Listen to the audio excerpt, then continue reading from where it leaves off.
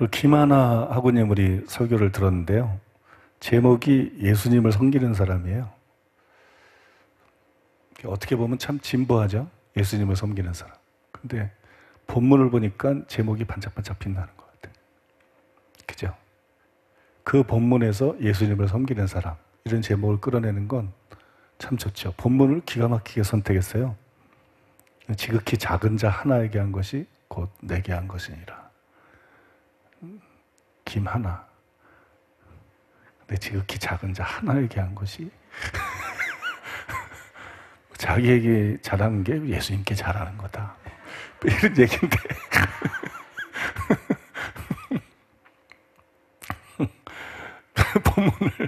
본문을 참 기가 막히게 선택했는데, 이 본문에서 예수님을 섬기는 사람, 그 제목이 참 참신하죠.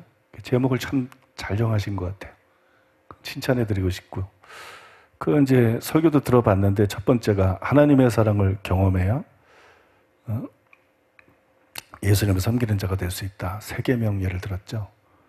내가 너희를 사랑한 것 같이 아주 정확하게 찝으셨고, 또 요한복음 13장에서 예수님이 본을 보인 거, 발을 씻음으로 본을 보인 거, 참 좋은 것 같아요. 아주 적절하고 말씀을 잘 풀이한 것 같고요. 두 번째로 하나님의 필요를 아는 사람이 예수님을 섬길 수 있다. 양과 염소 비유를 예로 들었는데, 이게 여기서 약간 첫 번째보다는 딸리기는 하는데, 그래도 괜찮은 것 같아요. 그 세 번째로 지극히 작은 자를 섬기는 것이 하나님을 섬기는 것이다. 전체 대지로 봤을 때는 이렇게 굉장히 조화롭지는 않은데, 그래도 또 괜찮아요. 간증도 좋고, 설교를 끝까지 들어보니까 흡입력도 있고 감화력도 있고. 처음에는 이 사람들이 외모를 봅니다. 아까 우리 형제님 깔끔하다 그랬는데, 어떻게 생겼나, 뭐 목소리가 어떤가, 그 기대를 하고 듣죠. 근데 설교라는 거는 역시 설교예요. 그래서 설교가 받쳐주지 않으면 그 다음에 이제 외모, 음성 이런 걸 없는 게 돼버려요. 근데 역으로도 일어나요. 하나님이 쓰는 사람들이 우리가 생각할 때는 다 뭐 잘생기고 이쁘고 멋있고 그렇다고 생각하거든요. 성경의 인물들도 그렇고 뭐. 시간이 지나면 지날수록 성격이 진짜라는 걸 많이 느끼게 돼요. 하나님은 외모를 보지 않으신다. 하나님은 외모, 뭐 개인에 대한 얘기는 아니고 일반적인 얘기입니다. 하나님은 외모를 보지 않으신다. 그래서 외적인 어떤 강점 때문에 교만해질 이유가 없어요. 그 뭐 모델이 패션쇼 하는 것도 아니고, 요즘엔 연속극도 저 거의 안 보는데, 이 연속극 주인공들이 하도 못생긴 사람들이 나와서 제가 안 봐요. 이렇게 여주인공들이 그렇게 생겼어. 연속극도 봐도 재미가 없어. 감정이입이 안 돼, 감정이입이. 요새는 무슨 이상한 시대야. 왜 그렇게 이상한 사람들이 여주인공으로 많이 나오죠? 남자도 그래, 남자도. 그 이민호 같은 사람 얼마나 잘생겼어요. 그런 사람들 좀 주인공으로 내세우지, 이상하게 생긴 양병일 목사님 닮은 사람들. 아무나 그냥 주인공으로 내세워가지고 별로 재미가 없어요. 볼만한 게 없어, 볼만한 게. 여러분, 설교라는 게 그래요. 암만 외적인 조건이 뛰어나도 그건 학벌도 마찬가지고요.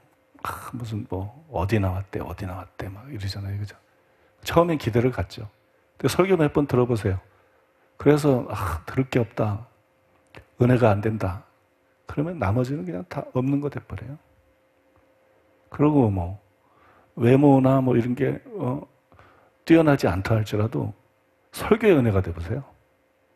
그러면 이제 그게 잊혀져요. 처음에는 외모가 들어와도 두 번, 세 번 들으면서 그게 잊혀져. 그리고 기대하는 마음, 사모하는 마음. 목회는 결국 실력입니다. 목회는 결국 실력이에요. 그 뭐 외모 때문에 교만할 것도 없고, 외모 때문에 낙심할 필요도 없고, 중요한 거는 정말 실력이에요. 실력. 옛날에 그 할렐루야 기도원이라고 있었어요. 저는 자주 가봤었어요. 그 할렐루야 기도원에서 밥도 공짜로 주고 떡볶이도 주고 국수도 주고, 그죠? 그 떡볶이가 특히 맛있었어요. 그게 고추장으로 하는 게 아니라 기름에다가 오일에다가 고춧가루를 넣고 조청을 섞고 마늘을 찌워 넣고, 그렇게 해서 먼저 떡볶이 떡을 후라이팬에다 볶아요. 이렇게 노릇노릇하게. 그러고 난 다음에 그거를 넣어서 졸이는 식으로 이렇게 만드는 거예요. 그걸 어떻게 하느냐? 하도 맛있어서 제가 소스를 가르쳐 달라고 그래서 집에서 만들어서 해먹고 그래봤어요. 굉장히 맛있었어요. 근데 거기 가보면 웬 시골 아줌마 같은, 잘생기지도 않고 참 퍼진 아줌마 하나가 머리 질끈 동여매고 막 나와서 설쳐댄다고. 저 아줌마가 누구야? 뭐 나중에 거기 기적들이 엄청나게 일어났거든요, 실제로. 그 나중에 기적들이 엄청나게 일어나니까 그런 거 한 개도 안 보여요. 그런 거 한 개도 안 보이고 대단해 보이지. 예를 들은 거예요, 예를. 그 뒤에 뭐 결국 그렇게 결과가 좋지는 않았는데, 그 승승장구할 때는 참 대단했었는데 나중에는 참 뭐 이렇게 몰락하다시피 했죠. 여러분, 중요한 건 실력입니다. 중요한 건 영역과 실력이에요. 영역과 실력.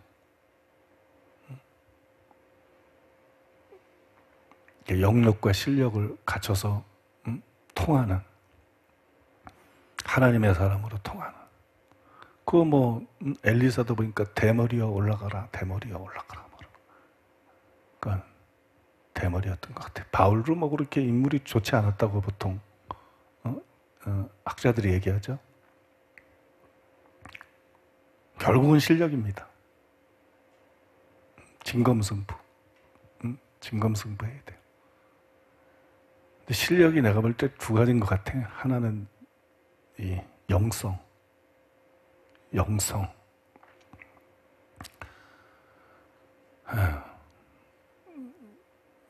우리 주변에서 대표적으로 모델로 볼 수 있는 사람이 김옥경 목사님이죠. 그의 아이들, 그의 제자들, 그죠? 아, 이 아줌마들이 무서운 아줌마들이. 서울 변두리 이문동 지하에서 그냥 저들끼리 모였던 사람들인데, 그 영성이 참 대단한 것 같아요. 영성. 기도 많이 하는 사람은 많아요. 근데 영성. 기도 많이 한다고 다 뭐 그렇게 되는 거 아니거든. 영성. 은사 받는 사람도 많고. 근데 다 단명하잖아요. 오래 가지 못하고. 또 종말이 좋지 않잖아요.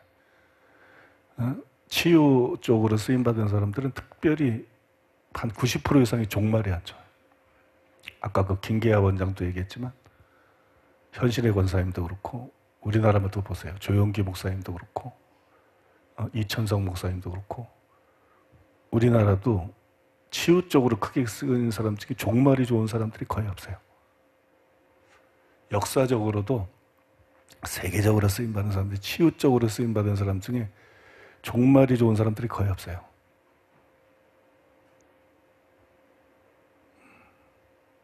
근데 저는 그 이유 중에 하나가 영성 문제라고 생각하거든요. 영성.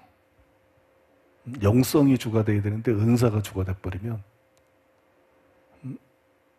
그 은사가 크게 나타나기 전에는 감당할 수 있어요. 자기 속에 있는 그런 잠재된 약점들이 다 드러나지 않아요. 은사가 크게 드러나가지고 인기가 있고 사람들이 따르고 부가 따르고 막 명예가 따르고 막 이렇게 돼버리면 이 잠재되어 있던 것들이 물을 주면 싹이 나오는 것처럼 숨어 있다가 다 나와요. 성공해야만 나오는 게 있거든요. 성공해야만. 유명해져야만 나오고 성공해야만 나오고 높은 어떤 지위를 가져야만 잠재되어 있다 나오는 게 있어요. 그거를 영성이 제대로 된 사람들이, 이 영성이라는 게 다른 거 아니잖아요. 그냥 기도하고 주님을 구하고 주님과 교제하는 가운데 그런 게 제거가 된 거잖아요. 하나님이 주시는 빛 속에서 그런 것들을 뽑아내기 시작한 거죠. 그 실력 중에 최고의 실력은 내가 볼 때 첫째 영성인 것 같아요. 영성. 그 다음에 실력은 말씀. 진리, 말씀. 그 사람들이 매일 왜 모여? 매주 왜 모여? 병 나으려고만 모이는 건 아니거든. 그죠? 말씀 듣고 은혜 받고 영원히 살고, 그러니까 이게 말씀이 중요한 실력이죠. 내 어린 양을 먹이라는데요. 그 다음에가 능력인 것 같아요. 능력. 병 고치고 귀신 쫓고. 이게 목회자가 갖춰야 될 실력이라고 저는 봅니다. 실력. 첫째가 영성, 두 번째가 말씀, 세 번째가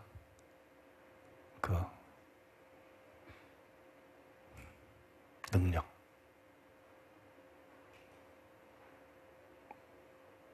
타이틀 말고 뭐 어느 대학 나왔다, 뭐 했다, 뭐 이런 거, 뭐 신학 박사다 이런 거는 실제 목회할 때 아무 쓸데가 없어요. 그건 뭐 아무것도 아니에요. 여러분들이 실력이 얼마나 있는가, 실력을 얼마나 갖춰가고 있는가. 제대로 된 목회자가 되려고 그러면 사사모부터 열심히 참석해야 돼. 거기서 영성을 배워야 돼. 영성. 제일 먼저 영성을 배워야 돼. 아니면 뭐 나머지 실력을 갖추고도 다 넘어지니까 다 변질되게 돼 있고 쓰러지게 돼 있고. 제일 첫째 영성을 갖춰야 돼. 영성. 그 다음에 두 번째로 말씀의 실력을 갖춰야 되고, 세 번째로 비로소 능력과 은사 이런 걸 받아야 돼요. 그게 실력이에요. 여러분들이 이런 실력을 갖추는 만큼 하나님께서 높여주시고, 하나님께서 많은 권위를 주시고, 많은 양들도 맡겨주시고 그럴 거예요.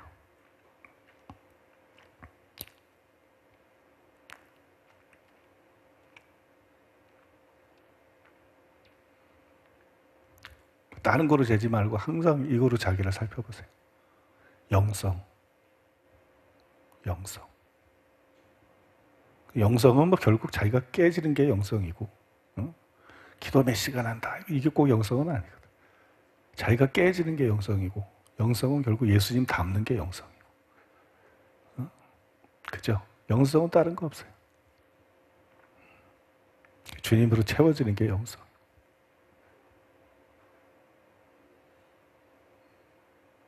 그 다음에 말씀. 오늘 김하나점에 보니까 참 가능성이 있는 것 같아. 나이는 또 더 어리더라고. 25살. 애기야, 애기. 25살이면.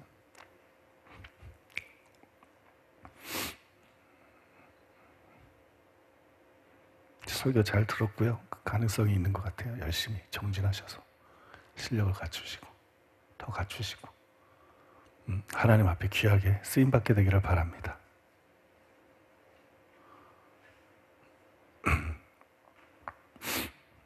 요새 뭐 강의하다 보면 도대체 책 하나 가지고 얼마나 시간을 끌는지 모르겠는데 오늘은 강의 좀 하겠습니다. 책 가지고. 정경 확립에 관한 의문과 해답, 성경 66권 과연 절대적인 기준인가?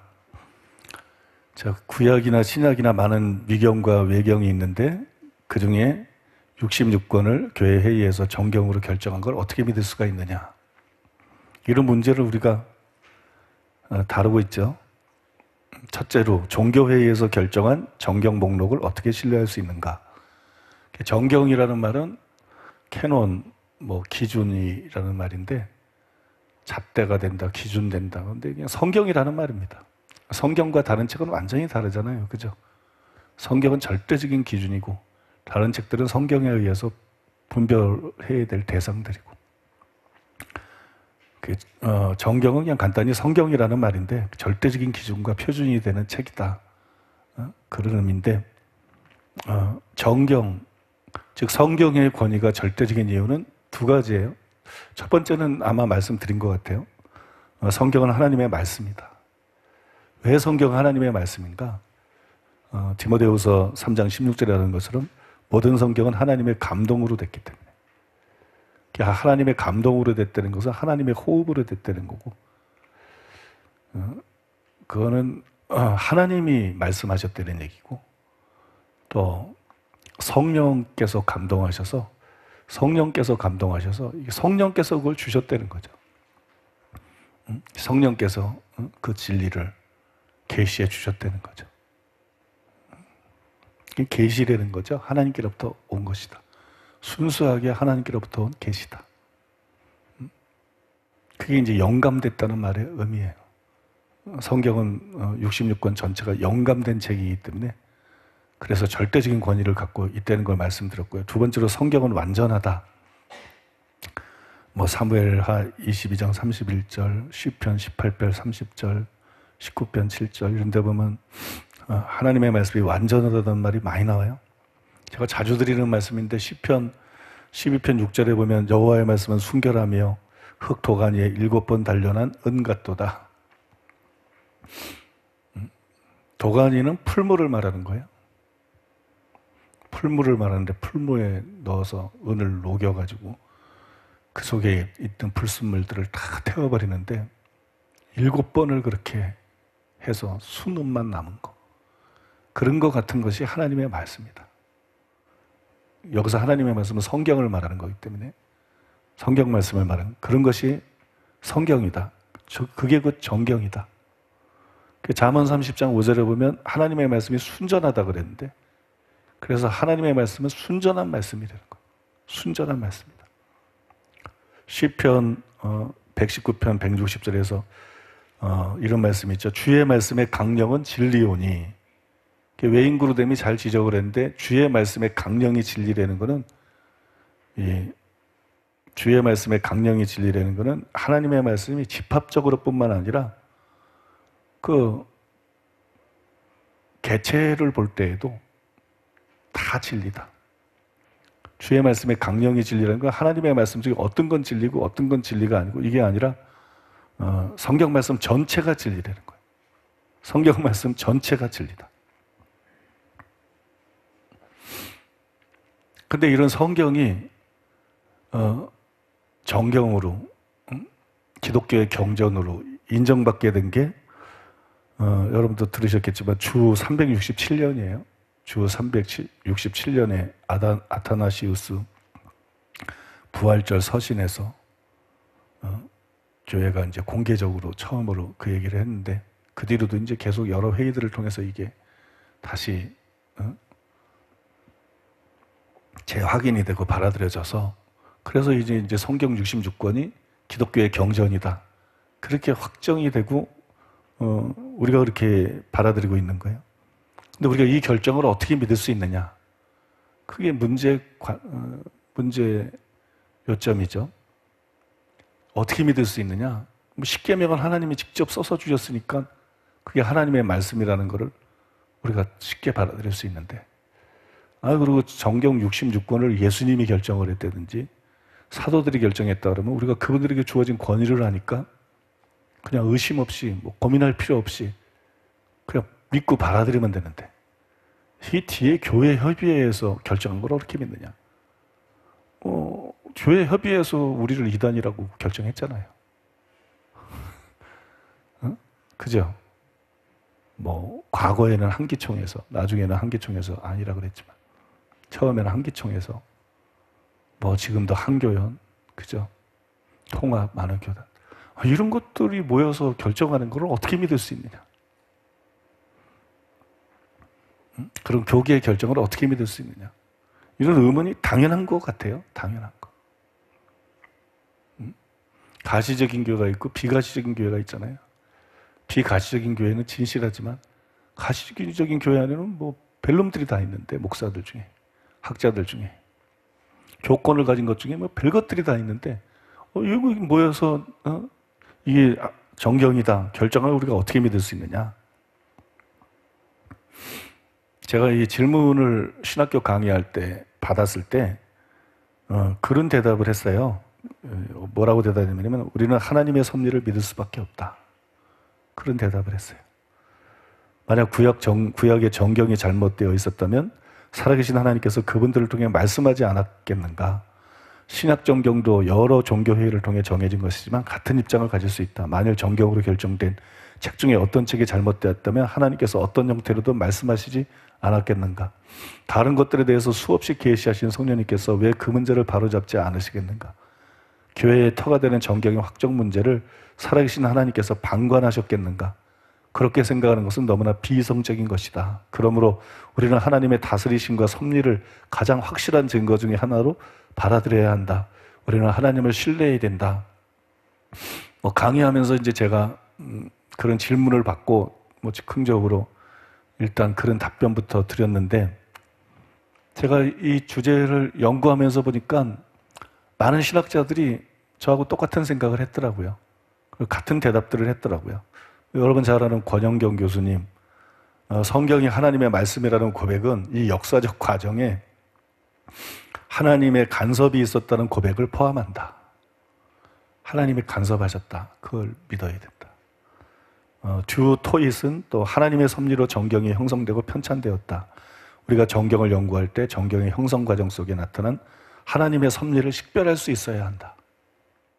스톤하우스는 신적인 권위를 가진 성경의 개념 속에는 지존하시며 자족하신 창조주요 우주의 통치자이신 하나님에 대한 사상이 함축되어 있다.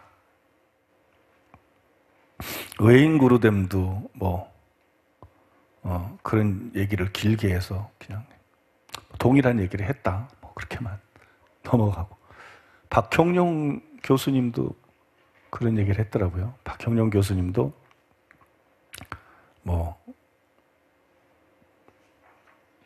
동일한 얘기를 아주 자세하게 설명을 잘 했어요. 굳이 여기서 다 인용할 필요는 없을 것 같고. 정경 66권이 하나님의 말씀이라는 걸 어떻게 믿을 수 있느냐? 하나님의 섭리를 우리가 믿어야 됩니다. 중요한 일은 중요한 일을 내버려 두는 사람은 없죠.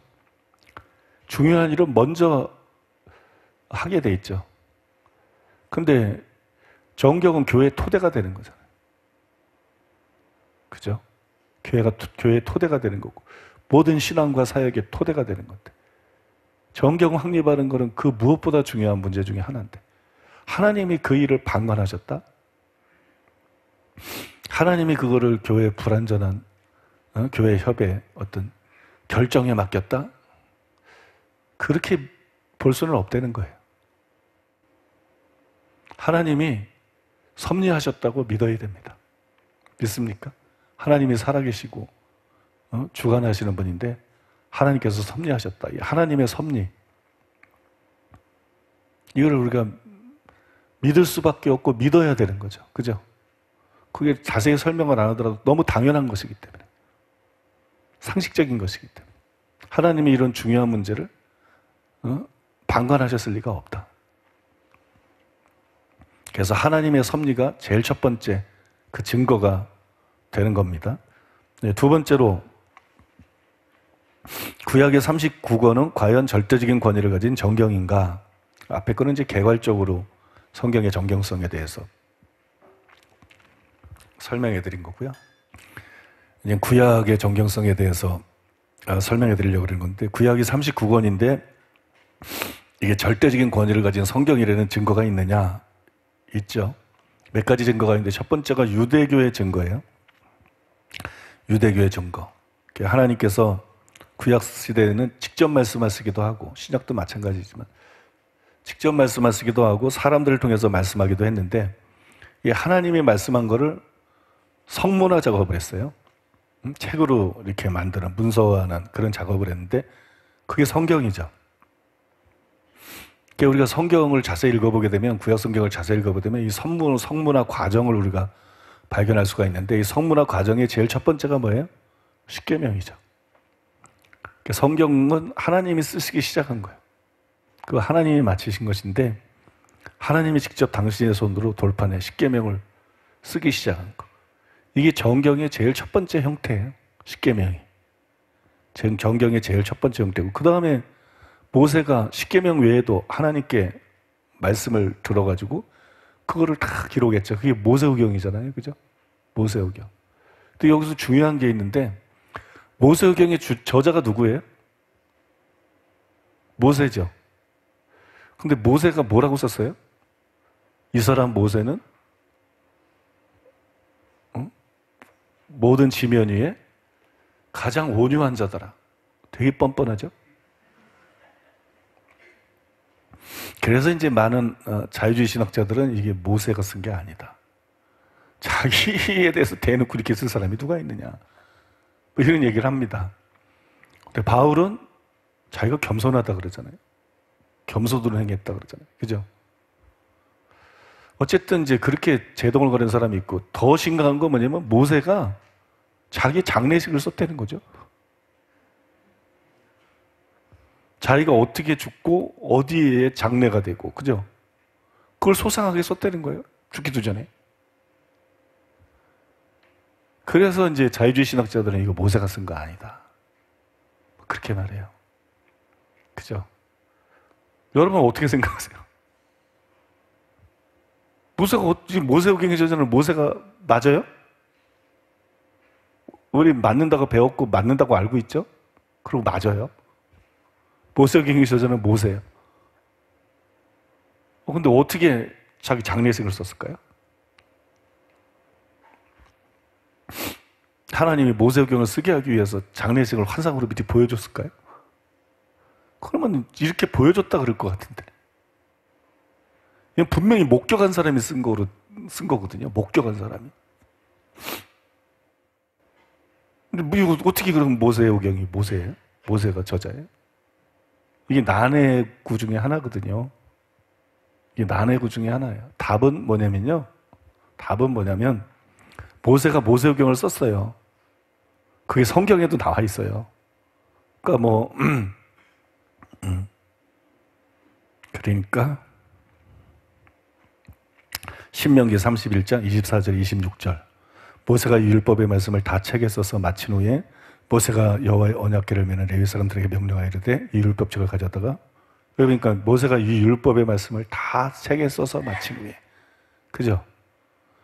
십계명만 쓴 게 아니고 율법의 말씀들을, 여러 가지 율법의 말씀들, 그게 모세오경 아니에요? 그걸 모세가 다 책에 썼어요. 근데 중요한 거는 거기서 요 책이 딱 끝났던 게 아니에요.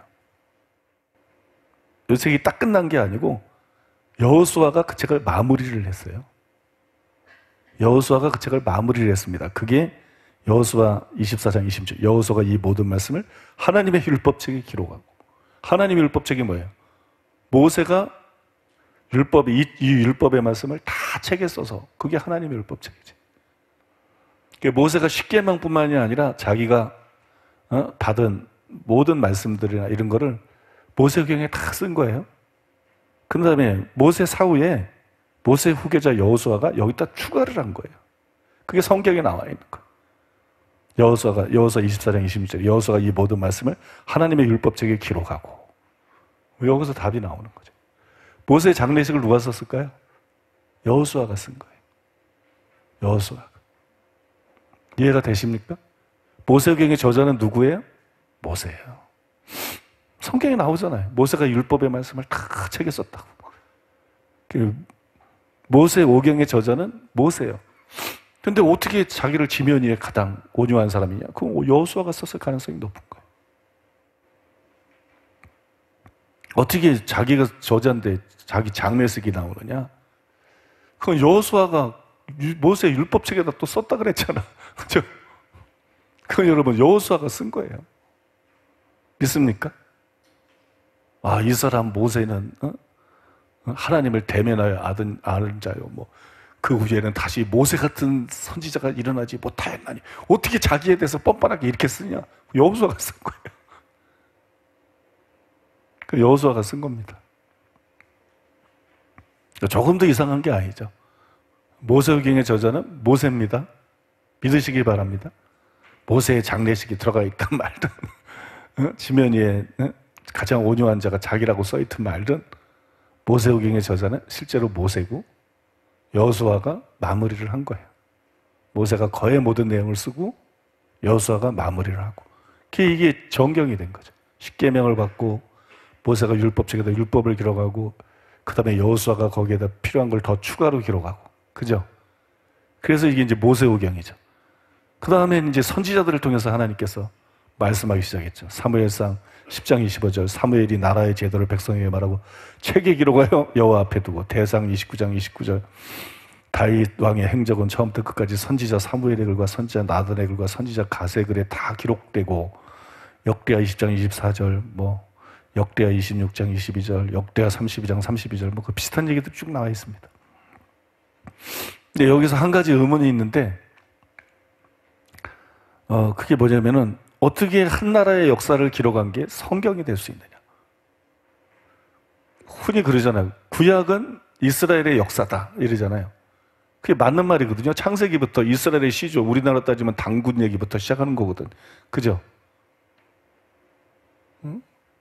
그 다음에 뭐 사사기, 그죠? 그거 뭐 고조선 비슷한 거 아니에요? 뭐 사사기, 그 다음에 뭐 사무엘 상하, 열왕기 상하, 이게 뭐, 삼국시대, 조선시대, 뭐, 그런 거랑 마찬가지죠. 한 나라의 역사인데, 어떻게 이게 성경이 될 수 있느냐?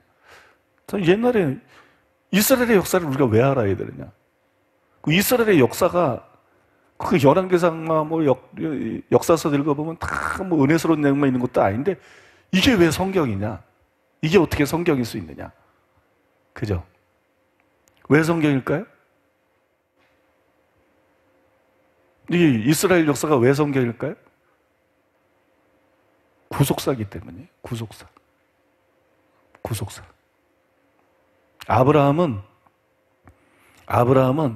하나님께서 창세기에서 여자의 후손을 약속하셨잖아요. 그죠? 메시아를 약속하셨잖아요. 그 여자의 후손이 태어나게 만들기 위해서 택한 사람이에요. 그래서 그 후손으로 말미암아 천하 만민이 복을 받고 아브라함의 복이 이방인에게 미치게 만들고 의롭다함을 받고 구원받게 하기 위해서 메시아를 이 땅에 보내기 위해서 택한 사람이죠. 이스라엘의 역사는 이스라엘의 역사가 아니라 구속사인 거예요. 구속사. 이스라엘은 성민이죠. 성민. 택함받은 나라. 어떤 의미에서 택함받은 나라일까요? 뭐 나머지 나라는 다 버림받은 나라일까요? 그게 아니고 인류의 구속사, 구세주를 태어나 메시아를 보내기 위한 통로로 선민인 거예요. 뭐 다른 사람은 하나님이 안 택했어요. 다른 나라는 그런 의미가 아니에요. 그런 의미가 아니에요. 그래서 신약시대 때는 메시아가 오고 나니까 온 세상 만민 중에서 성민이 나오는 거잖아요. 온 세상 만민에서 택한 백성이 나오는 거잖아요. 이스라엘이 그걸 이해를 잘못했죠. 우리들은 아브라함의 자손이니까 천국 가고, 뭐 이방인들은 지옥의 불쏘시가 되고, 그게 아니에요. 그게 아니에요. 이방인들을 위해 이스라엘이 있는 거예요. 어떻게 보면 이방인들을 위해 이스라엘이 있는 거죠. 이방인들에게 아브라함의 복이 미치게 하려고 하나님이 아브라함을 택한 거예요.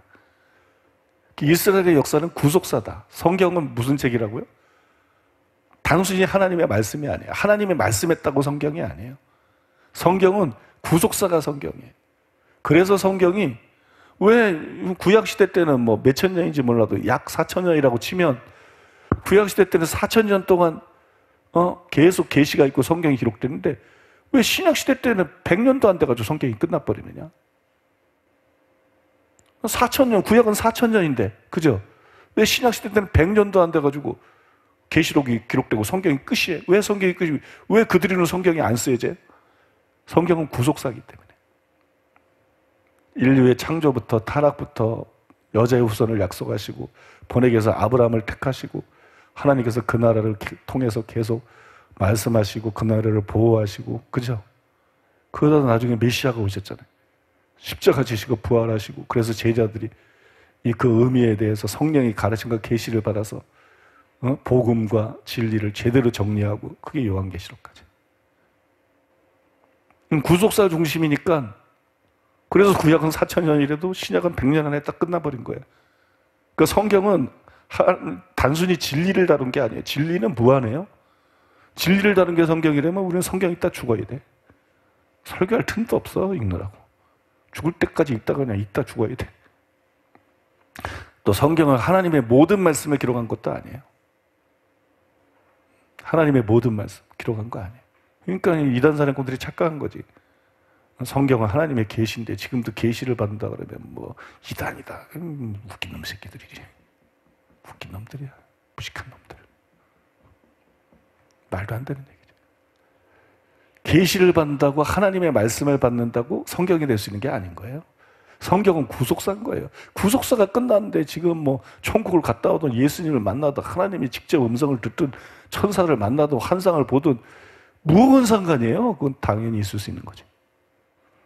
그런 체험은 성경과 상관없이 성경이 기록되기 전이나 후나 하나님이 살아계시고 하나님이 당신의 백성과 인격적으로 교통하는 분이기 때문에 당연히 하나님을 찾는 사람들에게 나타날 수 있는 거지. 그러니까 얼마나 무식한 얘기를 이단 사람들하고 목사들, 신학자들이 떠들어댄 거지. 그죠? 그거 있는 거지. 그게 무슨 상관이에요? 성경은 구속사를 기록한 것입니다. 근데 이스라엘의 역사는 구속사예요. 아브라함을 통해서 그 시조인 아브라함을 통해서 구속사를 써내려가고 있는 거거든요. 메시아의 길을 준비하고 있었던 거거든요. 이스라엘 역사를 통해서. 그래서 여러분, 이스라엘의 역사를 기록한 구약이 성경인 거예요. 성경. 성경의 제일 핵심은 뭐예요? 구원에 이르는 지혜를 알려주는 거. 그 다음에 교훈과 책망과 바르게 함과 의로 교육하기 유익한 거. 그죠?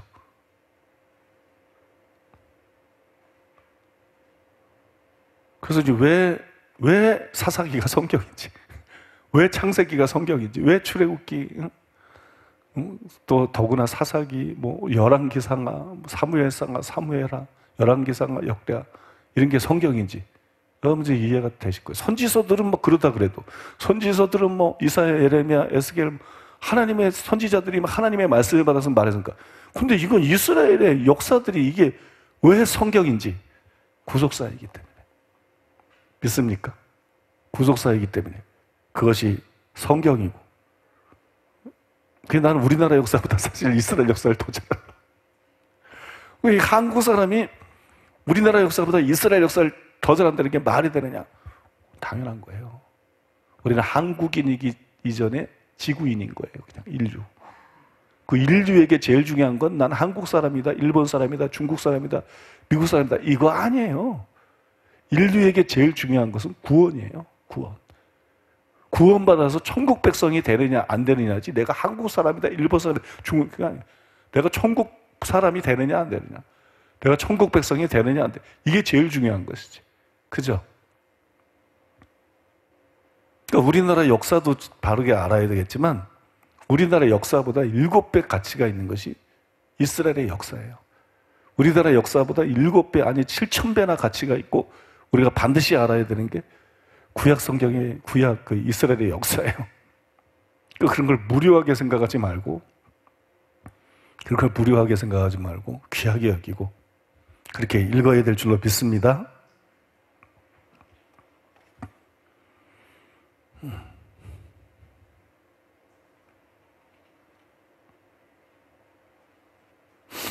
이렇게 이제 하나님의 말씀의 성문화 과정을 소개해 드렸잖아요. 그죠?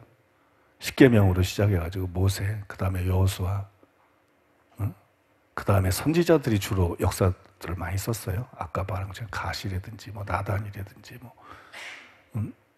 이런 이스라엘 역사가 왜 하나님의 말씀이고 성경인지. 그 다음에 선지서들이 나오는 거잖아요. 그죠? 그 다음에 선지서들이 나오는데 뭐 이사야 30장 8절에 보면 이제 가서 백성들 앞에서 서판에 기록하며 책에 써서 후세에 영원히 있게 하라. 요게 독특하잖아요. 이사야에게 예언을 주는데 서판에 기록해라. 책에 써라. 근데 이걸 후세에 영원히 있게 하라. 목적이 뭔지 분명히 드러나는 거죠.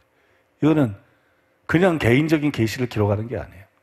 후세에 영원히 있게 해서 후세 사람들이 영원히 읽어야 될. 이건 성경인 거죠, 성경. 그죠? 예레미야 30장 2절에도 이스라엘 하나님 여호와께서 이와 같이 말씀하여 이르시기를 내가 네게 일러준 모든 말을 책에 기록하라. 이것도 마찬가지 목적으로 그렇게 말씀한 거죠. 이런 식으로 구약 성경이 완성될 때까지 천년간 계속 기록이 됐어요. 십계명으로부터 시작해가지고 1000년 동안 계속 기록이 됐죠. 이게 뭐 구약 성경이 계속 되는 거냐? 그렇지는 않죠. 마지막 선지자 말라기 이후로 400년 동안 선지자가 더 이상 일어나지 않았어요. 선지자가 일어나지 않다가 예수님이 탄생하심으로 구약 시대는 막을 내렸어요. 그리고 이제 시작 시대가 됐으니까 구약은 더 이상 기록될 수가 없는 거죠. 그죠? 여러분 말라기를 자세히 보면 말라기가 뭐로 끝나고 있어요? 요한계시록은 뭐로 끝나고 있어요? 요한계시록은 끝이 뭐로 끝나고 있냐면 내가 다시 오리라. 재림을 예고하는 거로 끝나죠. 말라기는 뭐로 끝나고 있어요? 요게 이사야나 뭐 예를 들어 이제 이사야나 예레미야나 에스겔이나 어떤 다른 책들이랑 다른 선지자들 책들이랑 다른 점이에요. 말라기는 뭐로 끝나고 있어요? 언약의 사자가 임할 것이다. 그죠? 언약의 사자가 임할 것이다. 의로운 해가 떠올라서 말라기는 예수님의 초림을 예고하는 거로 끝나고 있어요. 그죠? 이게 아주 적합하게 마무리가 지어진 거예요. 구약이. 말라기는 예수님의 메시아가 도래할 것에 대해서 초림에 대해서 예언하고 예고하면서 딱 끝나고 계시록은 예수님의 재림을 예고하면서 끝나고. 그죠? 그리고 이제 예수님이 오셔가지고 구약 성경은 완성이 된 거죠. 완성이 됐는데 이제 다음으로 중요한 게 뭐냐면 이렇게 하나님의 말씀이 하나님의 섭리 가운데 하나님이 간섭하시는 가운데 성문화 작업을 거쳐서 구약 39권이 기록이 됐다. 그래서 이것이 성경이다. 그 얘기를 하고 있는 거고요. 그 다음 중요한 건 뭡니까? 그 다음에 우리가 주목해야 될 것은 유대인들이 이런 과정을 통해서 완성이 된 구약 39권을 유대교의 정경으로 받아들였다는 거예요. 굉장히 중요한 거예요. 지금의 유대교와 그때 유대교는 다르기 때문에 구약시대 때는 유대교가 유일한 참된 종교이기 때문에 하나님을 믿는 유일한 참된 종교인데 그 유대교가 이런 39권의 책을 유대교의 정경으로 공식 인정했다는 거예요. 이것이 여러분 구약 39권이 하나님의 말씀이라는 정경이라는 증거 중에 하나죠. T.C. 함몬드가 간추린 조직신학이라는 책에서 썼는데 이렇게 썼어요. 그리스도 시대에 율법서, 선지서, 성문서로 이루어진 히브리어 성경이 있었다. 현재 구약이 전 세기에 걸친 유대인들로부터 인정을 받고 있고 또한 인정받아 왔다는 것을 주목하라.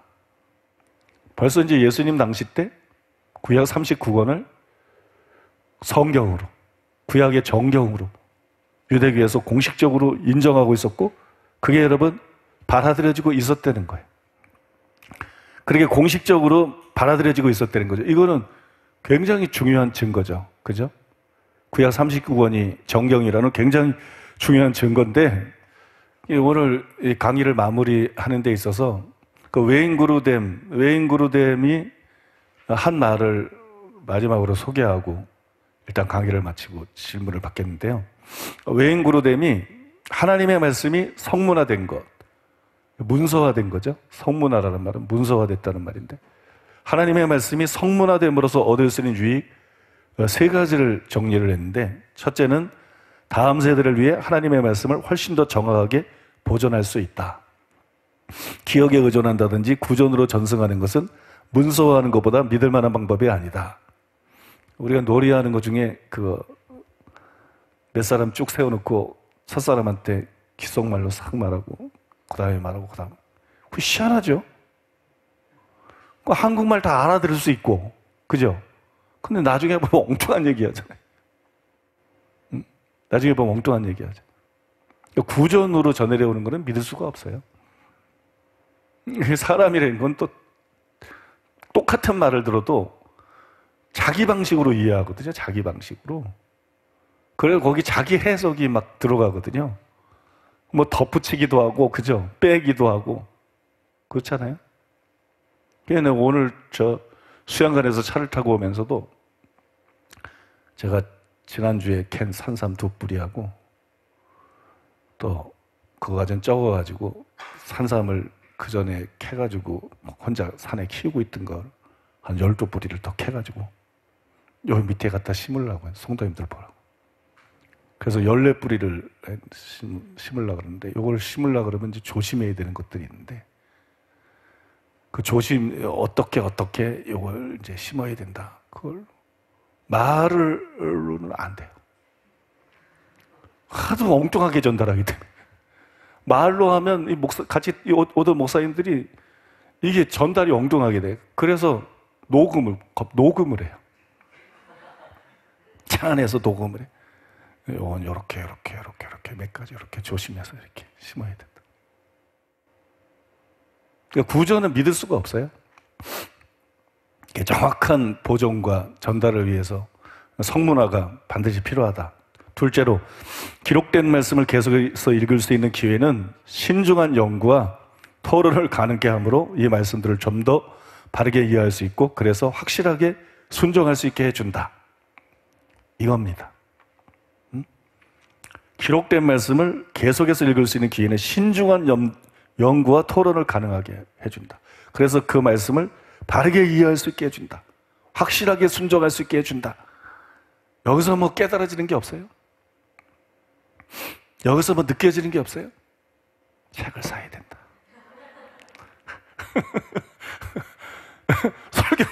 설교를 듣는 것만 가지고는 안 되고 성도들이여 책을 사라. 책을 사야 된다. 우리 성도님들이 책을 잘 샀어요. 옛날에는 50%도 막 깎아줬잖아요. 성도들한테 장사하려고 그런 거니까 50%팍 깎아. 법이 그걸 막았거든요. 그러면서 짠돌이들 세상의 소금. 또 이제 덜 사더라고. 그 다음에 이제 책을 내도 너무 자주 내잖아. 책을 내도 너무 자주 내가지고. 근데 신앙 양심상 저는 책을 내기 위해서 내질 않거든요. 신앙 양심상 이거는 책으로 만들어야 될 가치가 있고 성도님들이 다시 읽고 되새김질 가치가 있고 지금 우리가 음해를 당하고 있어도 이런 자료들을 다 남겨놔야 결국 진실이 다 드러날 것인데 나중에 목회자들에게 또 교회들에게 퍼져나가면서 많은 영혼들을 이게 살릴 수 있고 이게 어떤 한국교회나 이 시대 교회에 필요한 종교개혁의 기폭제가 될 수도 있고 뭐 내가 죽고 난 다음에 오히려 내가 설교한 것보다 내 척들을 통해서 하나님이 더 많은 열매를 바울이 그랬던 것처럼 맺을 수도 있고 그죠? 그런 거 생각해가지고 다 필요한 것들을 책으로 계속 내는 거거든요. 그러면 성도님들이 그걸 사줘야 되는데 참 취소해가지고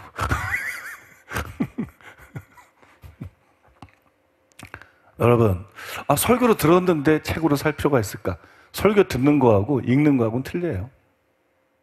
설교 듣는 거하고 읽는 거하고는 다릅니다. 또 제가 책을 낼 때 이렇게 추가로 보충할 때들도 있기 때문에 설교 듣는 거하고 읽는 거하고 달라요. 그래서 꼭 열심히 책을 사시라고 말씀드리고 싶어요. 갑자기 이 얘기를 왜 하시나? 내가 오늘 강의를 그냥 요새 설교도 별로 안 하고 그래서 카페에 올려야 되겠다 이 생각이 들어가지고 이 기회에 얘기를 해야 되겠다. 이 영상을 듣는 모든 사람들에게 적어도 사랑하는 교회 성도라면 경제적으로 큰 문제가 없는 사람이라면 신간이 나올 때마다 한 가정에 한 권씩은 산다고 생각하고 신앙생활 해라. 그게 다 여러분 다음 세대를 위한 거고 그 여러분 자녀들을 위해서라도, 그죠? 여러분 자녀들을 위해서라도 집에 책이 있어야 그 자녀들이 그걸 읽게 하죠. 그래서 꼭 그렇게 하라고 말씀을 강력하게 드리고 싶습니다. 세 번째로, 기록된 하나님의 말씀은 단순히 기억되거나 구전에 의한 방법보다 훨씬 많은 사람들이 접할 수 있도록 해준다. 그것들을 언제 어느 때나 누구든지 볼 수 있어서 그것들을 암기하거나 아니면 누가 암송할 때 그 자리에 참석하지 않고도 쉽게 접할 수 있다. 따라서 하나님의 말씀이 기록됨으로써 신빙성, 영구성, 그리고 접근 용이성 등의 이점이 증대되었다.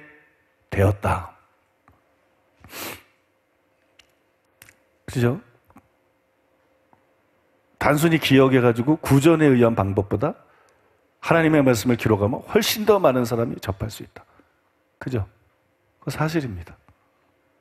훨씬 더. 물론 요즘에는 인터넷이 발전해가지고 말한 것들도 뭐 영상을 올리면 그 비슷한 효과가 나타나긴 하지만 이 책으로 만들면 인터넷이 잘 안 되는 나라도 있잖아요. 그런 오지들도 있잖아요. 책으로 만들면 훨씬 많은 지역에 많은 사람들이 그거를 접할 수 있고 읽고 은혜 받을 수 있죠. 이게 여러분 우리가 성경을 대할 때 어떻게 대하는지를 보여주는 거예요. 성경이 얼마나 우리에게 주어진 특권인지, 또 성경이 얼마나 귀한 책인지, 또 우리가 이 성경을 어떻게 대해야 되는지 그걸 보여주는 거예요.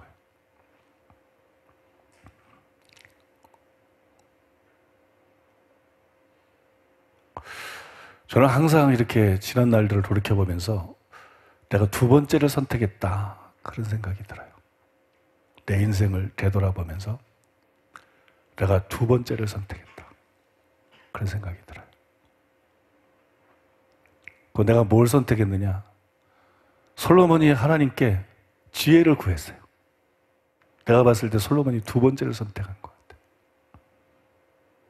그 아버지 다윗은 하나님을 구했어요.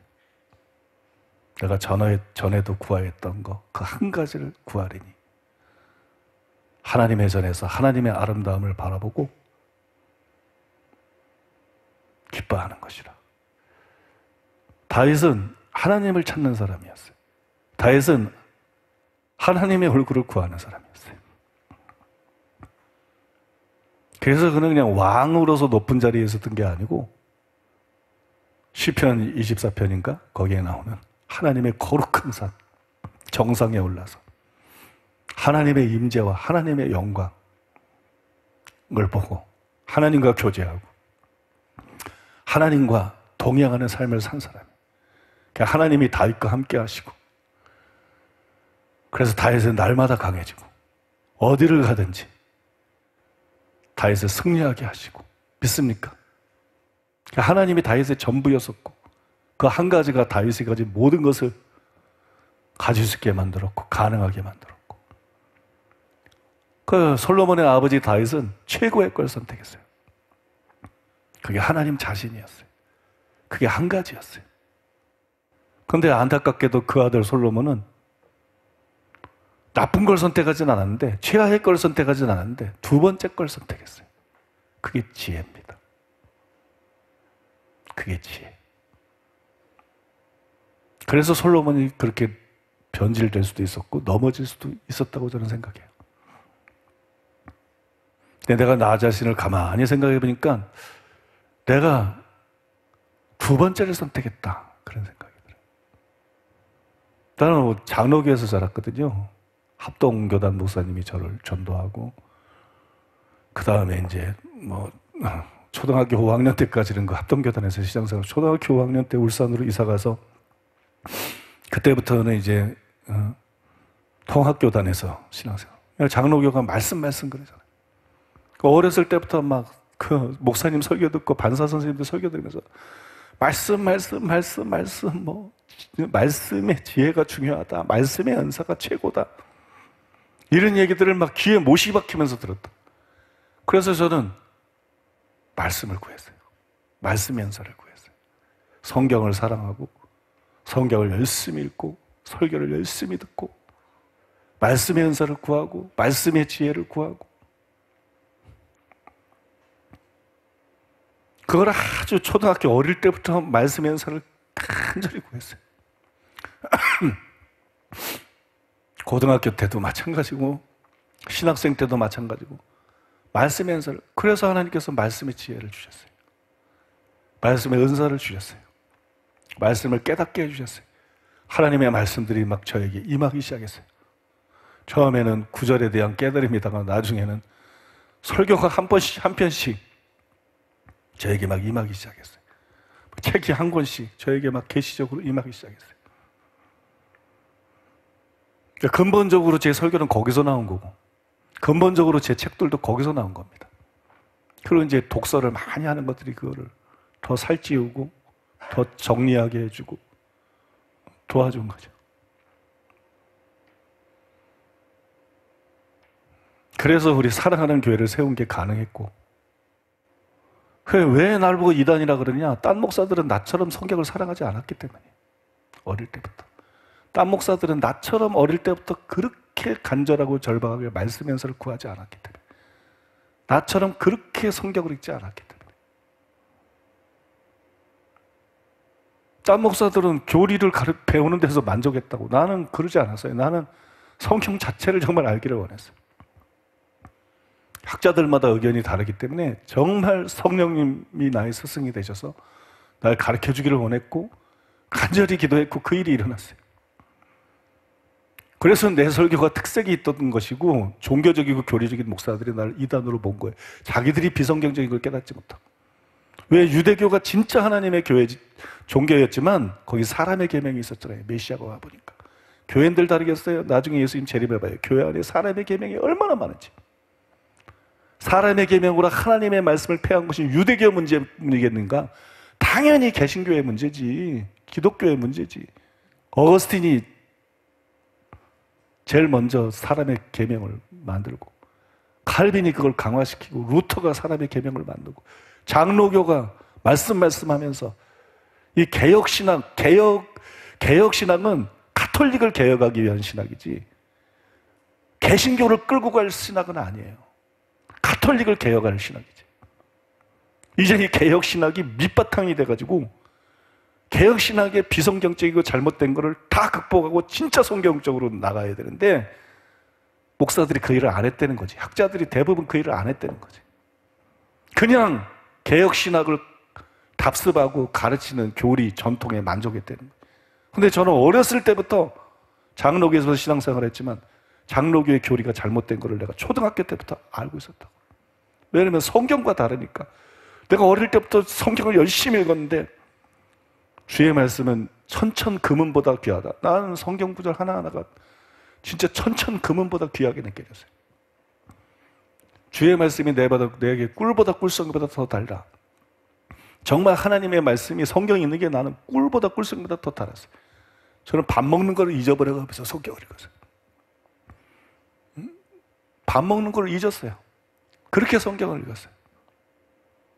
정말로 그냥 속에서 불이 타서 진리를 알고 있어서 속에서 막 바짝바짝바짝 마음이 타가면서 성경을 읽었어요. 성경이 마구 깨달아지기 때문에 10손가락을 다 손에 끼고 성경을 읽었어요.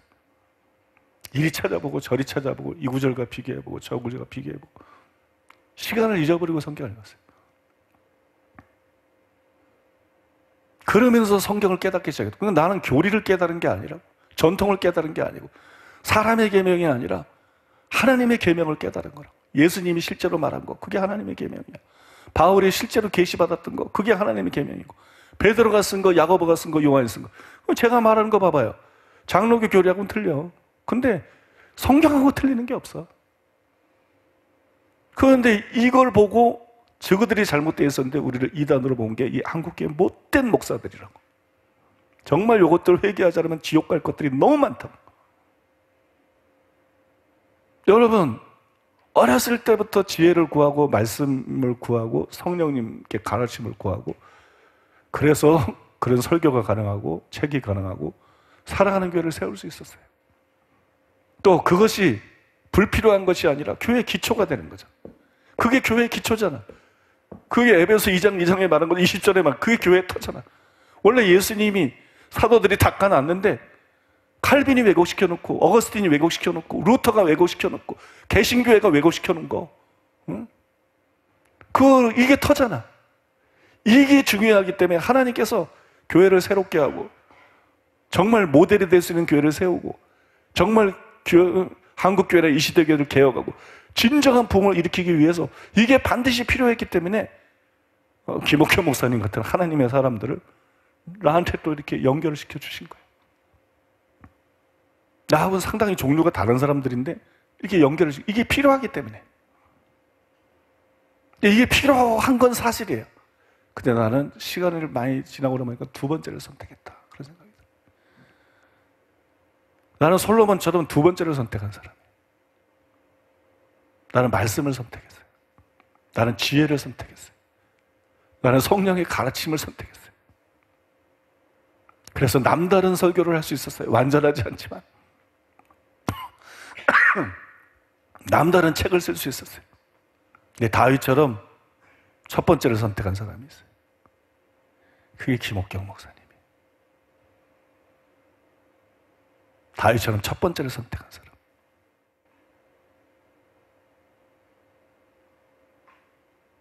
나는 말씀을 선택했어요. 그래서 나는 말씀을 잘 해석할 수 있고 분별할 수 있고 가르칠 수 있어요. 김옥경 목사님은 하나님을 선택했어요. 신앙생활은 초창기부터 예수님을 선택했어요. 그게 모든 것의 근원이에요. 그래서 난 말씀을 통해 가지고 삼중사역이 예수님의 사역이고 사랑의 교회 이런 제자훈련 이런 게 아니고 예수님이 하신 삼중사역, 12제자가 한 삼중사역, 바울이 한 삼중사역, 초대교회가 했던 삼중사역이 그리스도의 몸인 교회가 해야 될 진정한 사역이라는 걸 알아요. 근데 나는 그걸 할 수 있는 능력이 없어요. 나는 말씀을 선택했기 때문에.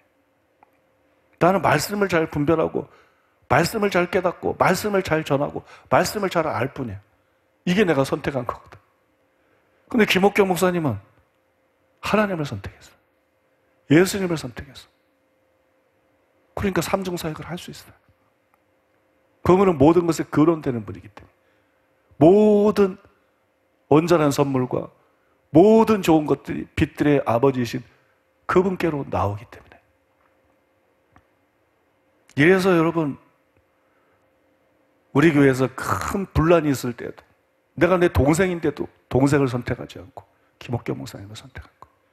이건 하나님이 세운 것이다. 예언사역은 별거 아니고 물론 그것도 중요해요. 다음 주부터 제대로 가르치겠죠. 이건 하나님이 세운 하나님의 사람이다. 이건 하나님이 세운 하나님의 사람이고 이건 존중해야 되고 인정해야 된다.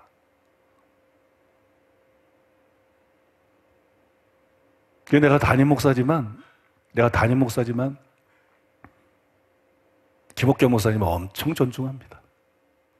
엄청 존중해요. 그리고 엄청 존경합니다.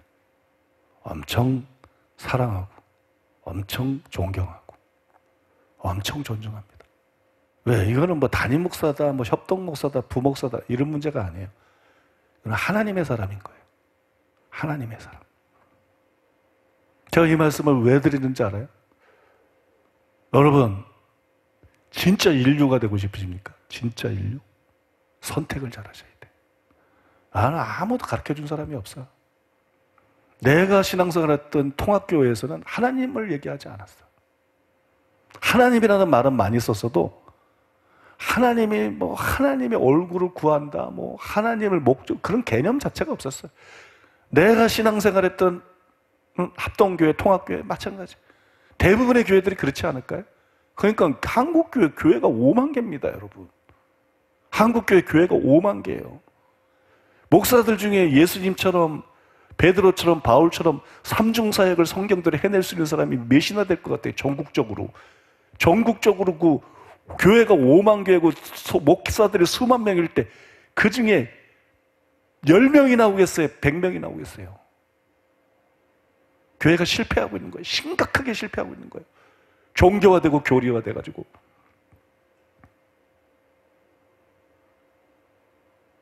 수많은 목사들이 설교를 통해서 영혼들을 하나님께로 인도하지 않은 거예요. 예수님께로 인도하지 않은 거. 그냥 말씀으로 인도한 거예요. 말씀으로. 그것도 사람의 계명으로. 하나님의 계명도 아닌 이리저리 뒤섞인 사람의 계명으로.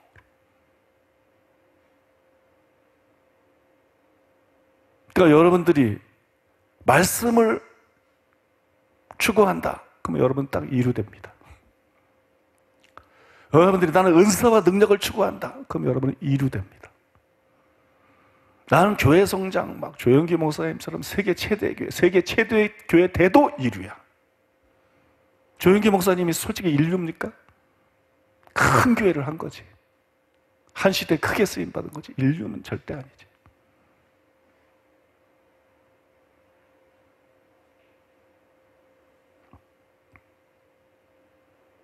여러분들이 말씀을 선택해도 이루되고요.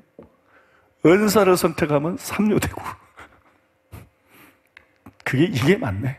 말씀을 선택하면 이루되고요. 은사와 능력을 선택하면 삼류되고요. 교회 성장과 부흥을 선택하면 사류됩니다. 사류. 인류가 되려고 그러면 하나님을 선택해야 돼요. 인류가 되려고 그러면 하나님을 선택해야 되고 예수님을 선택해야 돼요. 믿습니까?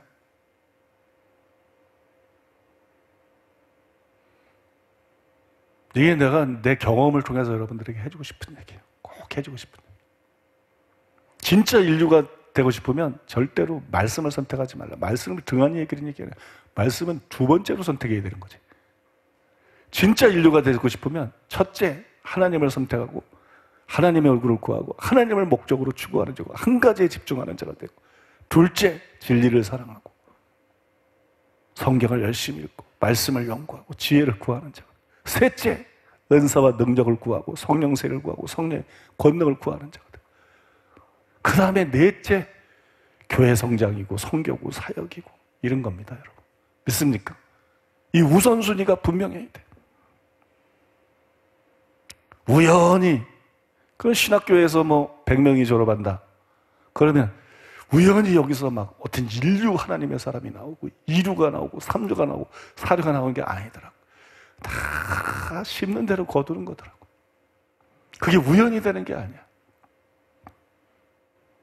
이 사람이 진짜 뭘 선택했느냐에 따라서 그의 미래가 정해지는 거예요.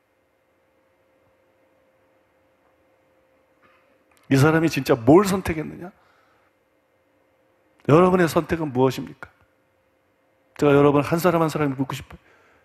양심적으로 진짜 여러분의 선택은 뭡니까? 여러분이 제일 원하는 게 뭡니까? 여러분의 최고의 기도 제목이 뭡니까? 여러분의 마음의 최고의 소원이 뭡니까? 그게 하나님이래야 돼. 그게 예수님이래야 돼. 그래야 인류가 돼.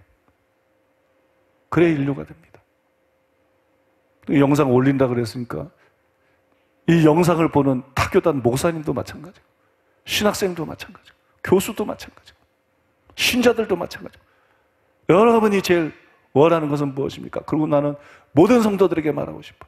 당신이 다니는 교회, 당신의 담임 목사는 무엇을 최고로 강조합니까? 그것이 예수님이 아니라면 그 교회를 떠나십시오. 그것이 예수님이 아니라면 설교를 들음으로써 하나님을 향해서 불이 붙고 하나님께로 점점 가까이 나가는 이것이 없이 말씀만 제대로 알게 된다면, 은사와 능력만 받게 된다면, 성가대원으로 셀그룹 리더로 셀장으로 사역만 열심히 하게 된다면 당신은 이용당하고 있는 겁니다. 믿고 안심하고 따라할 수 있는 최고의 목자가 아니라는 얘기예요. 당신의 교회 목사는 뭘 최고로 강조합니까? 여러분을 어디로 인도합니까? 진리입니까? 능력입니까? 교회 성장과 사역입니까? 아니면 예수님입니까?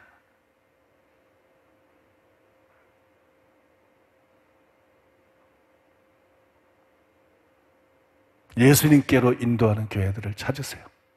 예수님께로 인도하는 목사들을 찾으세요. 왜냐하면 초점이 뭐냐에 따라서 10년 후에 당신은 완전히 달라집니다. 20년 후에 당신의 운명이 완전히 달라집니다.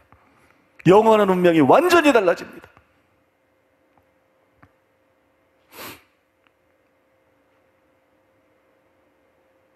나는 시간이 지나면 지날수록 김옥경 목사님이 더 귀하게 느껴져요.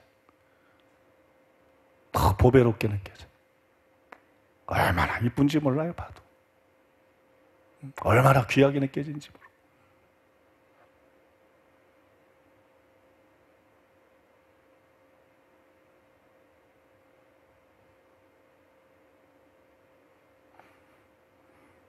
자, 오늘 강의는 여기서 마치겠습니다.